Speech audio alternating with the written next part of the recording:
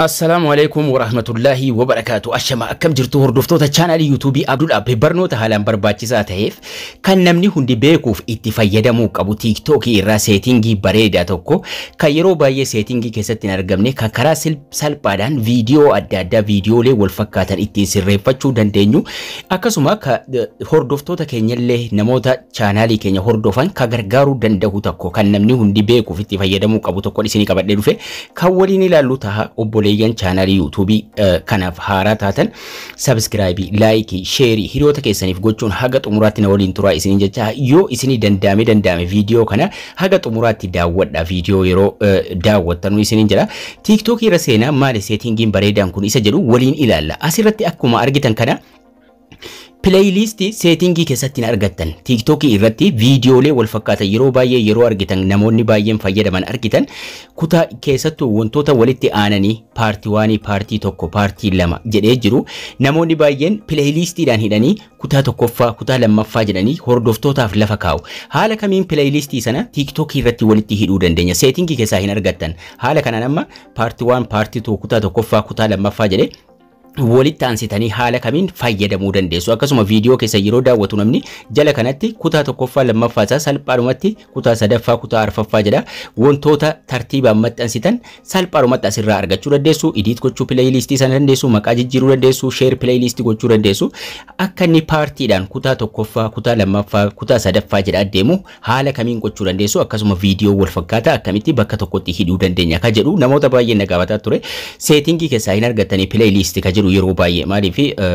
TikTokin wantoota nama tokko bira jiru nama kaan biratti argachuu dhiisuun keessan ni mala mee delete ofirraa goonu delete yeroo goonu amma wantoota kana tokko irra tuqee delete godhu kan hidhe sadan kana jechuudha erga yeroo tokko hiitanii sanaan booda ida'uuduma tuqaa itti fuuffattu garuu dirqama yeroo tokko hidhuu qabdu jechuudha haala kanaan dhufee baha waan ta'eef playlistii sana irra tuttuqnee delete gochuudhaan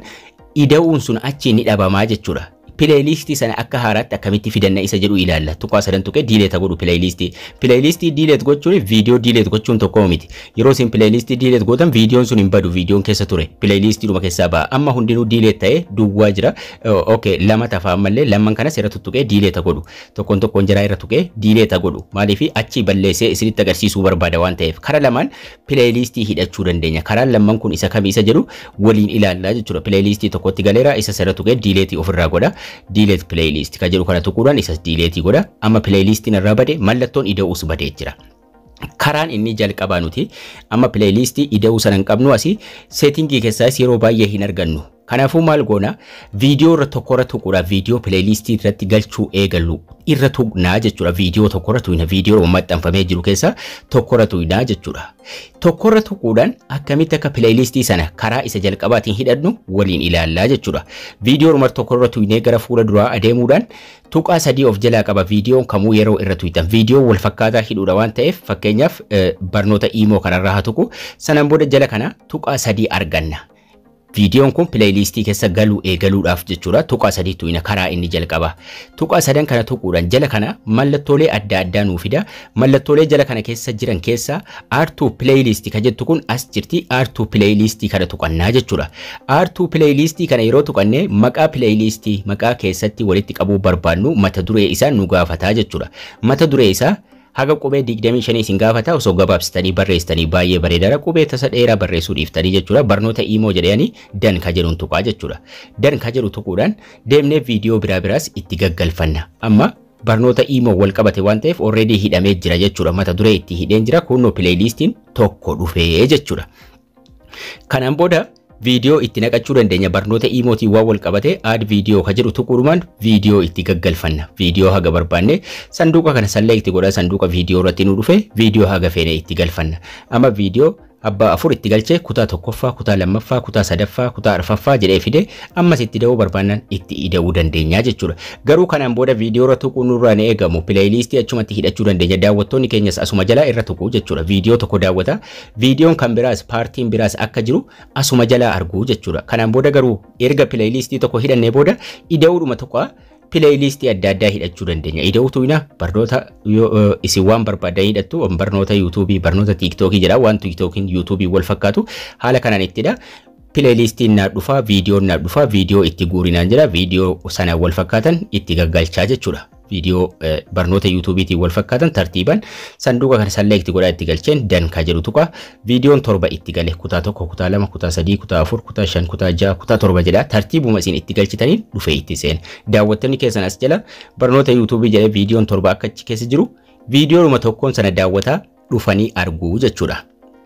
Barnoota biraas itti daawuu ammoo kabira hidhachuu barbaadan kanaan booda chaanaalii dhuma keenya jala profaayilii dhuma jala seenuudhaan ida'uu kana tuqannaa jechuudha. Ida'uu kana tuqannee pileeylistii adda addaa hidhannaa jechuudha. Pileeylistii 10 yoo barbaadan 20 yoo barbaadan haguma feetan hidhattu kanaan booda jechuudha. Asirratti immoo barnoota Facebook jedhu sanaan booda neextiin tuqa viidiyoon naa dhufa viidiyoo hagam fedhe fuudhee itti galcha. Viidiyoo barnoota Facebookiitiin wal qabatee jiru itti galchee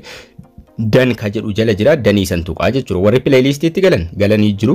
dan ka jedhuun tuqa danii yeroon tuqee barnoota Facebookiitti ammas viidiyoo 7 galchee jechuudha. Kutaa 1 kutaa 2 jedha fidee nuuqa jala sanattis daawwattoonni keenya irra tuqaniitu argu. Profaayilii keenya tuidee gara profaayilii keenya jala yeroo deemnu barnoota Facebookii, barnoota YouTube, barnoota Imo jedhee pileeylistiin hidhadhee arguu danda'u. Salphaadhumatti barnoota Imo jala dhaquu danda'u jechuudha. Ammas kabiraa feenaan ida'uudhuma tuqanna. Karaan inni lammaffaanis ni jira. Karaan inni lammaffaan immoo pileeylistii ittiin hidhannu ida'uu tuinee yeroo viidiyoo maxxansitan erga mata duree barreeffattanii erga everyone irra kaayyattanii kaatanii more option yeroo viidiyoo maxxansitanis pileeylistii itti galchaa maxxansuu dandeessu jechuudha. More option ka jiru kana tuina more option yeroo tuinu filannoo lama qabna. Tokko pileeylistii duraan create godhame itti galchuu dandeenya. R2 playlist ka jiru kun ni jira. R2 playlist tuquudhaan tokkoffaa pileeylistii duraan jirutti galchuu dandeenya. As keessa barnoota Facebook, barnoota YouTube, barnoota Imo jedhee jira. Tokko mara tuqee itti galcha. Yookaan immoo R2 playlist tuine haaraa create gochuu dandeenya jechuudha.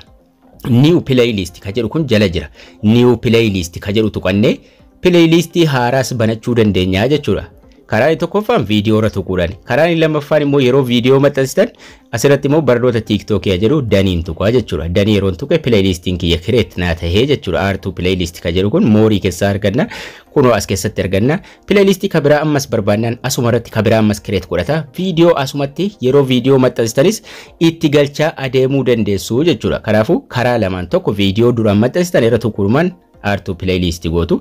Inni kaan immoo mata duree yeroo viidiyoo maxxansitan fiddanii itti galchitu jechuudha. So profile wanni isin create godhatan marti isaa dhufee haala kanaan asitti isiniif bahaa jechuudha. Mata duree kana irra jalatti akkasuma namni chaanaalii keessan jala TikTokii keessan jala seenus salphaadhumatti dhufee